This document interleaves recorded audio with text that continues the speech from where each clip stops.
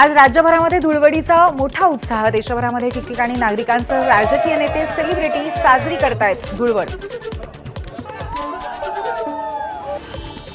मुंबई जूमध्ये धुळवडीची धूम. एकमेकांवरती रंगांची उधळण करत नागरिक साजरी करतायत होळी. दादरमध्ये सुद्धा सकाळपासूनच धुळवडीचा उत्साह. जॉगिंगला येणाऱ्या ग्रुपकडनं साजरी केली गेली धुळवड. जळगावामध्ये पालकमंत्री गुलाबराव पाटलांनी लुटला धुलीवंदनाचा आनंद. पारंपरिक होळी गीतं गाऊन नाचून सण साजरा केला. नागपुरामध्ये सगळीकडे रंगाची उधळण. तरुणाई सकाळपासूनच गुलालाची उधळण करत रस्त्यावर. रत्नागिरीच्या खेडमध्ये शहराची इडापिडा टळावी यासाठी प्रतिकात्मक प्रेतयात्रा काढून शिमगोत्सव साजरा करण्याची परंपरा. 100 वर्षांहून अधिक काळापासून मढयात्रा काढून होळी साजरी करण्याची परंपरा साजरी. रायगडच्या महाड शहरामध्ये देवदानवांच्या युद्धाची अनोखी परंपरा. 2 गटांमध्ये गरम निखारे फेकून केलं जातं युद्ध. पुण्यातल्या दगडूशेठ हलवाई गणपती मंदिराच्या गाभाऱ्यामध्ये द्राक्ष महोत्सव. नाशिक इथल्या सह्याद्री फार्म कंपनीच्या शेतकऱ्यांनी पिकवलेल्या 2000 किलो द्राक्षांची गणपती बाप्पाला आरास. माजी आमदार बच्चू कडूंकडनं अनोख्या पद्धतीने होळी साजरी. शेतकऱ्यांचे प्रश्न रस्त्यावरती रंगाने लिहित सरकारला सवाल. स्वामीनाथन आयोग केव्हा लागू होणार? शेतकऱ्यांची कर्जमाफी कधी करणार? असे प्रश्न रस्त्यावर लिहिले.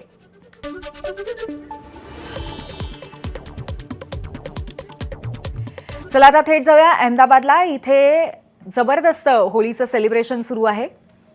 उत्तर प्रदेशचे मुख्यमंत्री योगी आदित्यनाथ यांच्याकडून गोरखनाथ मंदिरामध्ये पूजा. यावेळी स्थानिक नागरिकांसोबत योगींनी साजरी केली होळी. दिल्लीत राजनाथ सिंग यांच्या निवासस्थानी साजरी होती होळी.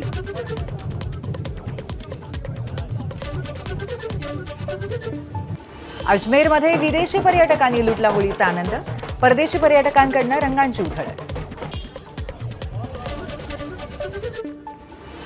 हैदराबादमध्येही मोठ्या प्रमाणावरती होळीचा उत्साह. सण साजरा करताना तरुणाईनी गाण्यावरती ठेका धरला.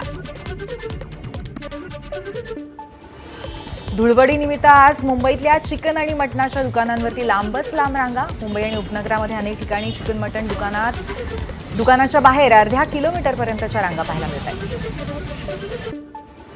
मटण खरेदीसाठी ठाण्यातही सकाळपासूनच दुकानाबाहेर रांगा. जवळपास अर्धा किलोमीटरपर्यंत रांगा. ग्राहकांची वाढलेली संख्या पाहता मटणाचा भाव 850 रुपये किलोवर. नागपुरातही मटणाच्या दुकानांसमोर मोठी रांग. ग्राहकांना 2 ते 3 तास वाट बघावी लागते. मागणी वाढल्यामुळे मटणाचा दर सुद्धा प्रचंड वाढलाय. पुण्यातली मेट्रो सेवा आज धुळवडीनिमित्त 3 वाजेपर्यंत बंद असेल. मेट्रोची स्वच्छता तसंच सुरक्षा या सगळ्या कारणास्तव सेवा बंद ठेवली जाईल. पिंपरी चिंचवड ते स्वारगेट आणि वनाज ते रामवाडी असे 2 मार्ग बंद असतील. धुळवडीच्या पार्श्वभूमीवरती नागपूर मेट्रोच्या सर्व फेऱ्या 3 वाजेपर्यंत बंद. नागपूर महानगरपालिकेची परिवहन सेवा सुद्धा दिवसभर बंद. नागपूरकरांना खासगी सेवेवरती अवलंबून राहावं लागेल. आजच्या दिवशी दारू पिऊन वाहन चालवणाऱ्यांवरती नागपूर पोलिसांची करडी नजर. नागपूर पोलिसांकडनं जागोजागी नाकाबंदी. ठाकरेंच्या शिवसेनेचे आमदार भास्कर जाधव यांनी तुरंबव गावी साजरा केला शिमगोत्सव. यावेळी भास्कर जाधव यांनी ग्रामदेवतेची पालखी खांद्यावर घेऊन नाचवली. लांजा राजापूरला किरण सामंत यांनी नाचवली पालखी. खडपे वाठार इथे हातीस गावाची ग्रामदैवत भैरी आणि जुगाईची पालखी नाचवत सामंत यांनी होळीचा सण साजरा केला.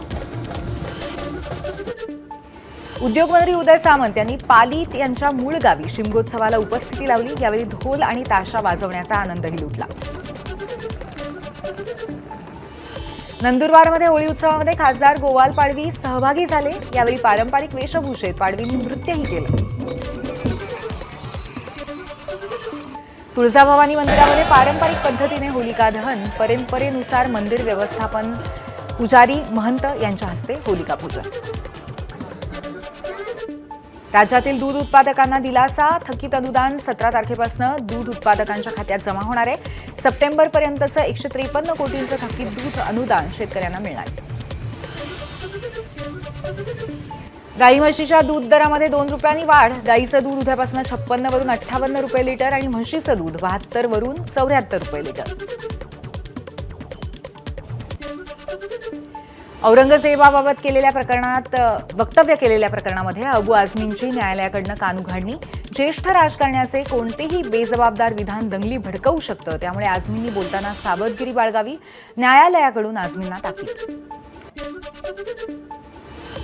हिंदुत्ववादी सरकार असूनही मोर्चे का काढावे लागतात? भास्कर जाधव यांचा सरकारला सवाल. जुने मुद्दे मागे पडल्यामुळे भाजप आता कबरींचा मुद्दा घेत असल्याचा भास्कर जाधव यांचा आरोप. सतीश भोसले उर्फ खोक्याला घेऊन पोलीस शिरूर स्टेशनमध्ये. आज सकाळी खोक्याला प्रयागराजमधून आणण्यात आलंय. आजच कोर्टात हजर केलं जाईल. एबीपी माझा, उघडा डोळे बघा नीट.